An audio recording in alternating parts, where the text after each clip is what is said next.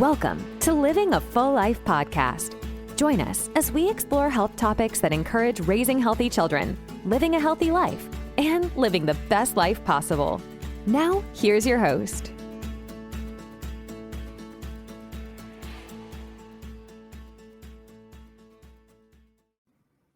I'm Enrico Dolcecore, and welcome to another podcast of Living a Full Life. Welcome, and thanks for joining us this week. This one's a unique one. We're going to talk about the lymphatic system. It's one of those systems that's not really understood. We don't talk about it in general. It is understood physiologically, and in medicine, we know what it does exactly. But it's something that we don't talk about. We don't take care of it. We have our skin regimen. We have our hydration. We have our showers. We have our cosmetics. We have our exercise and muscle regimens.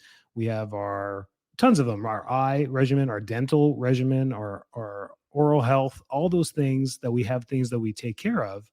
But when it comes to the spine and our lungs and our lymphatic system, we don't think of those as much as other parts of our body. And it's quite interesting until they're an issue. Then we start to think about them, or if they start to hurt. So the lymphatic system is a fascinating system, and it's actually part of two systems. It plays part of the vascular and cardiovascular system of circulation, and it plays a great role in our immune system. So pretty cool stuff.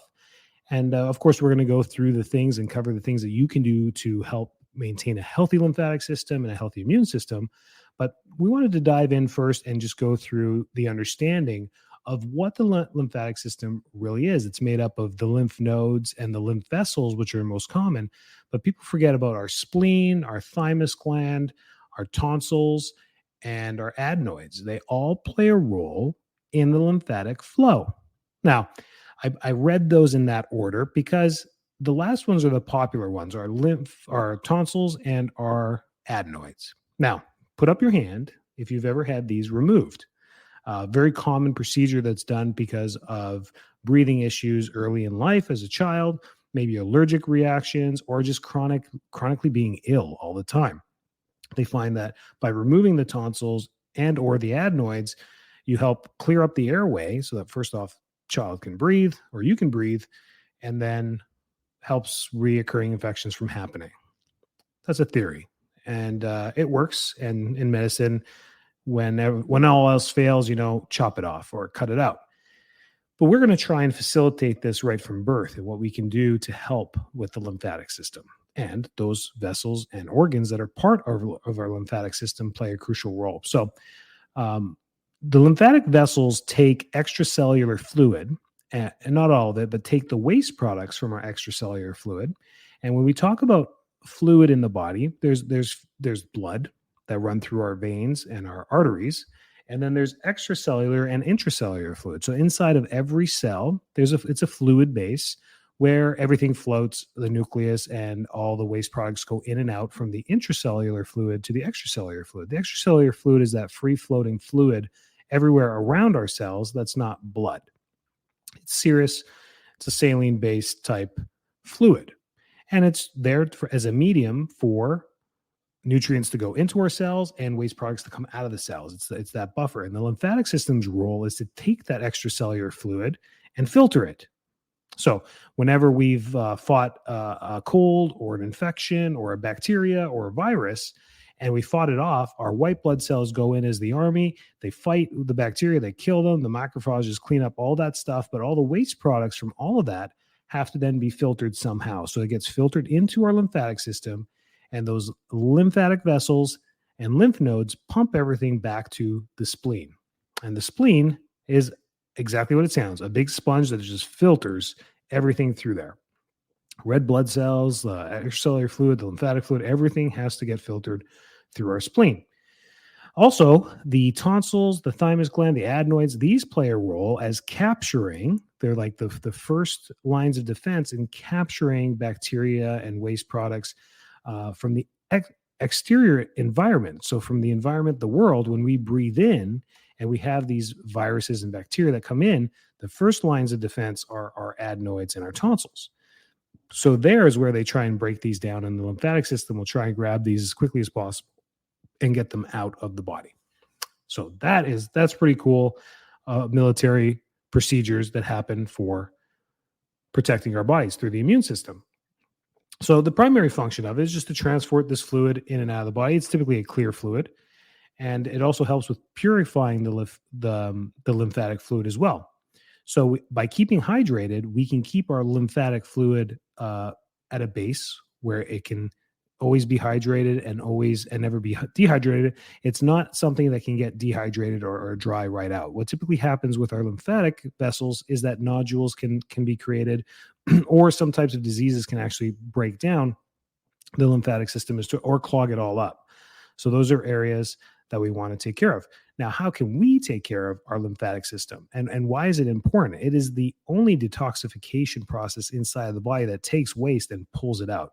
The other way we do it is through our digestion. So when we drink water or eat food, it's got to go through our digestive process, through the kidneys, and then out through the bladder or out through the colon. And those are the two ways that we get rid of our waste products. However, we can also perspire or sweat out our waste products as well, which is a very important role because the largest organ in the body is our skin. And that's where we play most of our detoxification is through that, believe it or not, goes through our lymphatic system.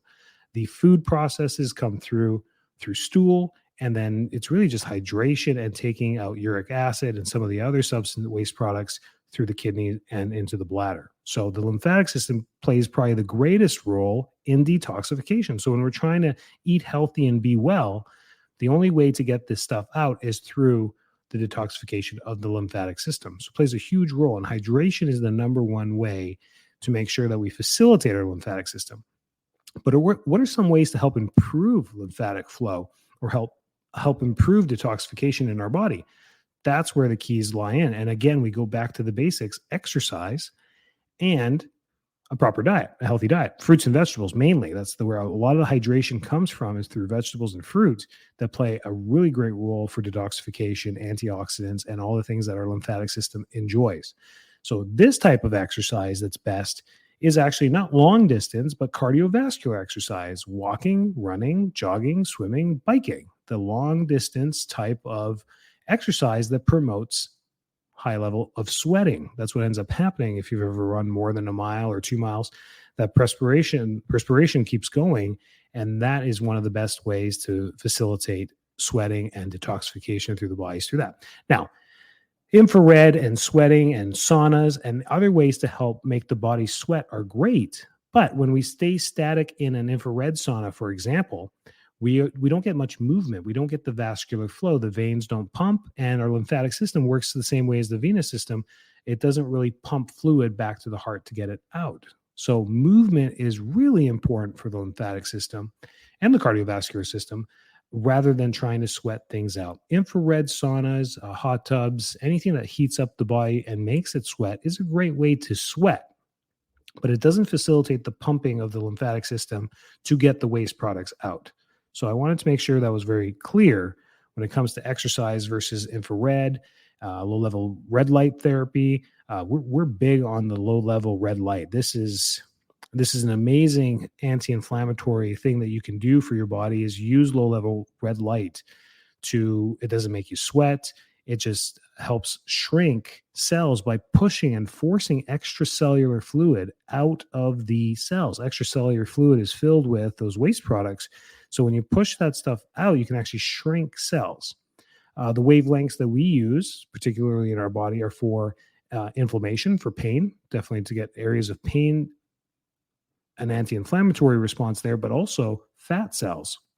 So when we're facilitating with weight loss, we encourage people to use low-level red light to help facilitate that and shrink fat cells to get a more dramatic effect, which is why people do diet programs, is to help, reduce weight and decrease inflammation for sure. So that helps facilitate it as well, but it doesn't substitute proper exercise. So that's a big role there. Weightlifting and other types of exercises are great too. It increases your heart rate and it helps move your body, which can work well as well. So don't exclude that. But when we're talking about lymphatic movement, we want to be doing cardiovascular type exercise. Massage is another great way. There's actually a specific type of massage called lymphatic massage, and lymphatic massage is focused on moving fluid from the lower extremities back up to, or from your extremities, we should say. They start from the ends of your extremities, so from your hands and wrists and ankles and feet, all backwards towards the heart. And massage therapists trained in lymphatic massage will actually work on a specific way along the lymphatic chains and lymphatic nodules and vessels to help push fluid in the right direction back up. It's a very gentle massage. It's a great experience to try it as well, but it's focused specifically on those areas rather than deep tissue or therapeutic, where we're focusing on the muscle belly and the fascia itself, and we're trying to stretch and break down fibrotic tissue along muscle. Two different techniques, very similar feeling to them, but most people enjoy lymphatic massage. It's an enjoyable process. It's not painful. It doesn't leave you sore. And it really does facilitate lymphatic movement, which is fantastic. Another thing you can do at home is called dry brushing. These are specific brushes. They look like hair brushes, but they're made from gentle material, and they feel a lot better than a hairbrush. And you use this along your skin gently, and you brush your skin along the lymphatic areas. And they usually come with a chart. You buy this online. Amazon has a bunch. And it comes with a little chart and shows you where to dry brush and move the lymphatic through that way as well. So, and it feels nice. It's a nice experience through there as well. It's a gentle experience. You can do it at home. Typically, it's on the abdomen, below the breasts, along the sides of the abdomen, inside the arms, and you can even do your thighs and work your way up there as well. Your face as well. You can help move lymphatic there as well. It also has a great skin effect as well, moving dead skin cells and other things there, and exfoliation. And then the main thing with it is hydration. We must maintain proper hydration and good hydration in the body to facilitate literally everything in the body, but especially the lymphatic system, which is so responsive and depends on fluid that is not blood. It depends literally on the saline viscous fluid that is made up of generally water to help promote detoxification and movement of waste products in the body. So hydration is probably the number one thing we can do. Having a diet that's healthy in fruits and vegetables is always the base and foundation. I know it sounds repetitive the more you listen to these podcasts, but really health starts from what we eat. You are what you eat, and let food be thy medicine. We've heard it over and over again. It truly is. So eating fruits and vegetables is so crucial and a staple part of every diet. It doesn't matter which fad diet you want to look at or any book you want to read. Fruits and vegetables will always be a part of them. And if they're eliminating those things, fruits typically, in the keto diet and other low carb diets, they will limit those. But very rarely do you see vegetables being limited in any diet. It makes no sense to eliminate vegetables, depending on what you're talking about and which ones. But vegetables play a huge role. Vegetables are hydration. They have their natural hydration because plants all have hydration in them, and they come with their own enzymes, and they come with their own properties that help facilitate hydration in animals as well, like us. So it's really cool there. There are some herbal remedies that you can use too to help facilitate lymphatic movement. And dandelion root and milk thistle both play a great role in supporting the liver, which is the foundation to detoxification and filters everything in the body. So everything's got to go through the liver at some point. That is the lymphatic system and things that you can do to help improve it. So if you've been chronically ill, or even if you deal with allergies a lot, sometimes going back to the basics and helping these systems that we forget about can help you through day-to-day life in the environment. So when it comes to our lymphatic system, changing up exercise is great. Adding in some cardiovascular maybe once a week, where you go for a run or you go for a jog or you go for a bike ride, might be a great example if you're typically the gym goer that just does, lifting 3 times a week. Maybe you want to add in one cardio session a week, and then just making sure we're getting in the rich fruits and vegetables that we need through that as well. Dry massage, lymphatic massage, dry brushing. These things are all great ways to help facilitate our lymphatic system.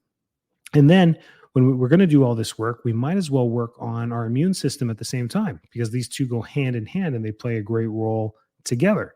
So with our immune system, by keeping it strong, is through antioxidants. That is the best way and the easiest way to take a lot of stress off your immune system, is to have lots of antioxidants, which guess what? Come from what? Fruits and vegetables. That's where we get natural antioxidants. Very hard to capsule antioxidant properties.